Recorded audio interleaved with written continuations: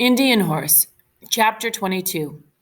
When I hit the ice, I left all of that behind me. I stepped onto the ice and saw Indian Horse, the abandoned Ojibwe kid, clutched in the frozen arms of his dead grandmother, cease to exist. Father Laboutier loved the game more than anybody. When he coached us or watched the televised games, he lost the solemn priestly facade and became a boy again, licking his lips in anticipation. His relish was infectious. So it didn't surprise me when he began to show up at my early morning solo practices. He'd wait until I had scraped the ice clear and done my warm ups, then lace up his own skates and join me. During those sessions, I learned how to transfer what I could see in my head into my feet and my hands. Father Laboutier taught me how to take a pass on my backhand without looking, then switch it to my forehand to take a shot. He taught me how to snap off wrist shots like rockets with fast passes he fed me from behind the net. I learned how to fire accurately off either foot while still in motion, and he showed me how my skates could help me handle the puck on the attack. As I demonstrated each new technique, each step up in understanding, the delight on his face was my reward.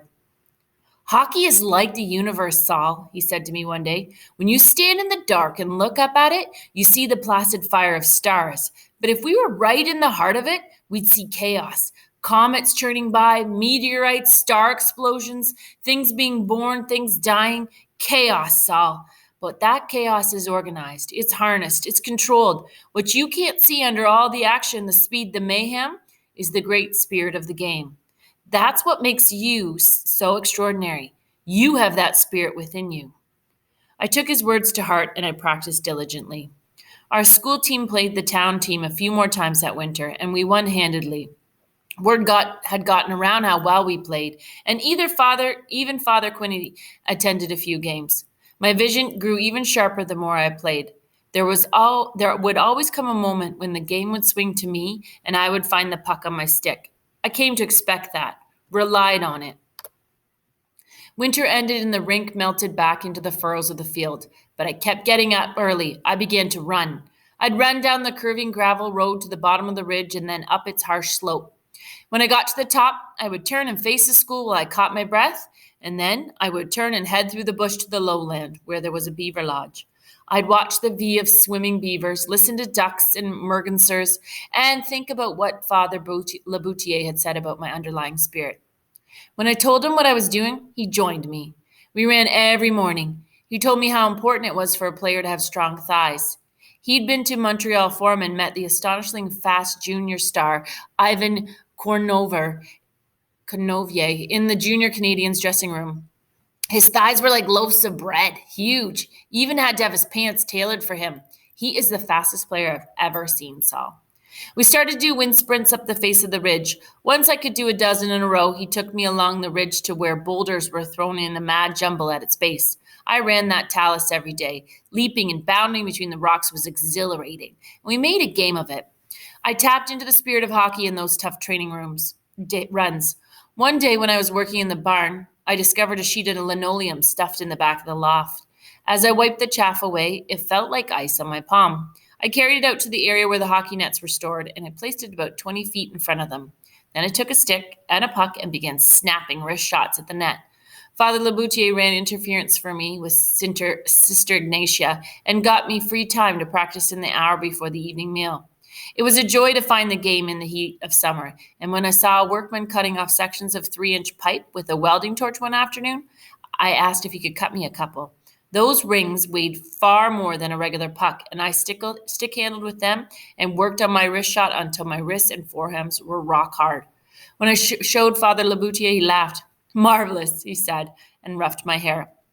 Then Father got some boys in the wood shop to cut 6 holes in the sheet of plywood, one at each corner, ring and left, top and bottom, one square in the middle at the bottom, and one in the center top.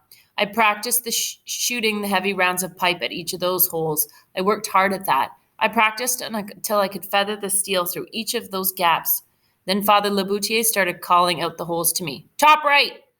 I'd sail a ring of pipe through that hole. He'd roll it back, then call out another hole. My shots grew pinpoint accurate and fast off the stick. When we switched back to regular pucks, the rubber was a blur. The other boys got wind of what I was doing and showed up to watch. Eventually, they joined in and we held tournaments. Each hole had a point value and we each took 20 shots. The one with the highest points won. I went through the end of that summer and the fall undefeated. And in the gathering gloom of those evenings, we all grew closer. I ceased to be the Zaganosh. I became Saul, Indian Horse, a Ojibwe kid and hockey player. I became a brother. I basked in the glow of this regard. In our laughter, teasing, and rough camaraderie, I found another expression of the spirit of the game. We'd head back to the main building for that evening meal, jockeying, nudging, poking each other. Wrapped in the aura of freedom that the game offered us, we'd grin at each other over the hash and skimpy stews. Brothers, joined by the promise of steel blades forming swirls in snow and ice. Chapter 23. We were all a year older by the time the winter came. I was almost 13. Our team looked bigger and more powerful when we took to the ice. Father Laboutier had canvassed the other towns in the region and amassed a ragtag assortment of cast-off gear. Not all of our jerseys matched, and they were stained and torn and ragged. "Hey, Father!" someone yelled from the seats at our first town game. "Good joke! Holy sweaters!" There was laughter all around, but it stopped with our first shift. The summer of workouts had made us faster and all of us stronger and faster. The other boys had often joined Father Laboutier and me for the training runs. Shooting the iron pucks off the linoleum had strengthened our shots and passes. When the boys asked me how I was able to do certain things, like stopping on one skate or switching quickly from forward to backward skating, they listened closely while I explained it, and then practiced it diligently too. We were in far better condition than the town kids. We brought a supple strength to our game now. The speed I had from the year before had increased 12-fold. That first game, one of the town players poked the puck away from our defense and rumbled up ice all alone.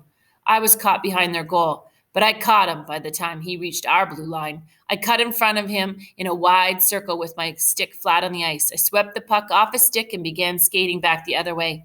Everyone, including my own teammates, was stunned.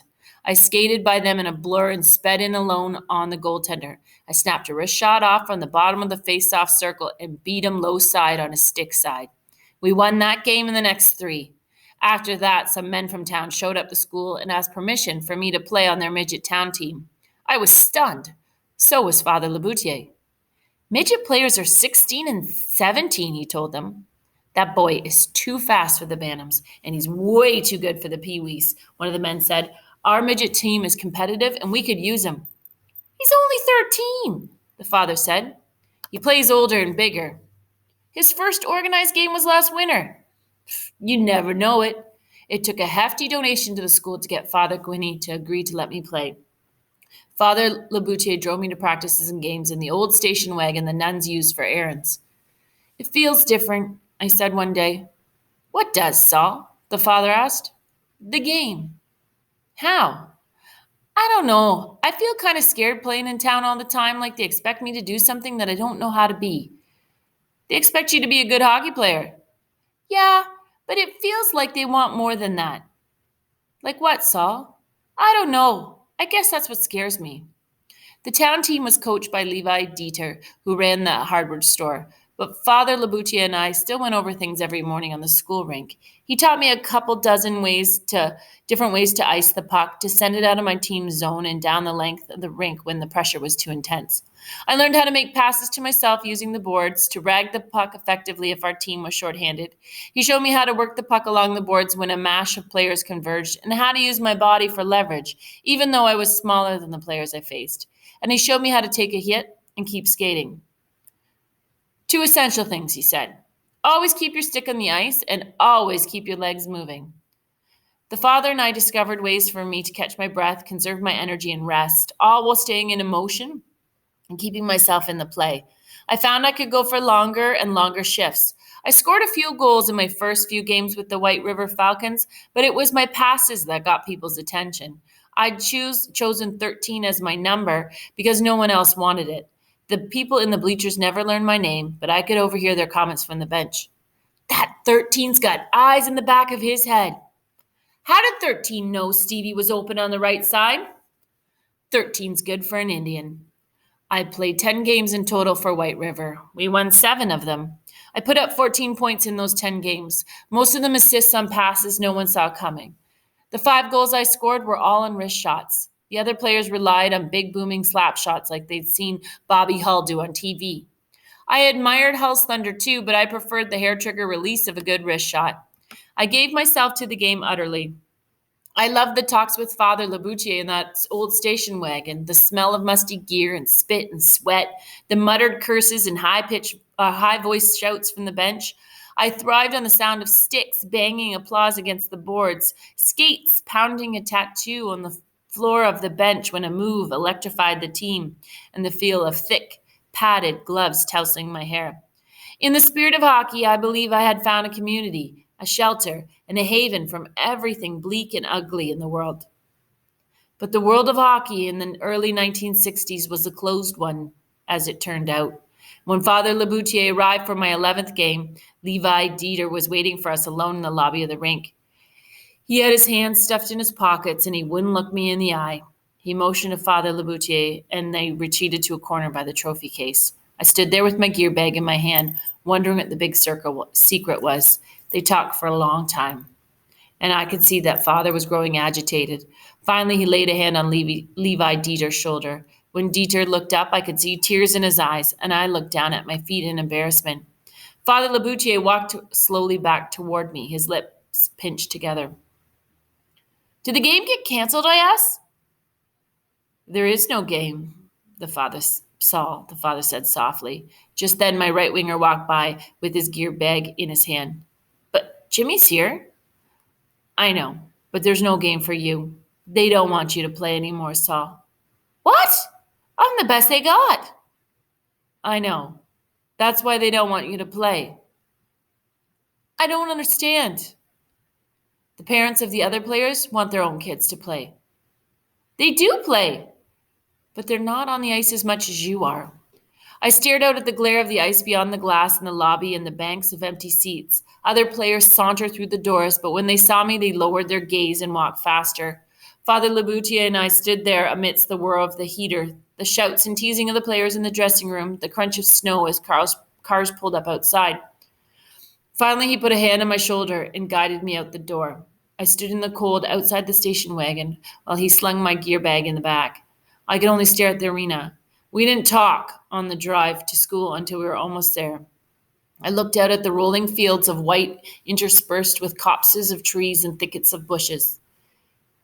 "It's because I'm Indian, isn't it?" He drove with both hands on the wheel, looking straight ahead. "Yes," he said. "Do they hate me?" "They don't hate you, Saul." "Well, what then?" "They think it's their game." "Is it?" I could hear the crack of our tires on the frost and the snow. "It's God's game," he said. "Where's God now, then?" I asked. He gripped the wheel harder as the ruddy faces of St. Jerome slid into view at the crest of the ridge.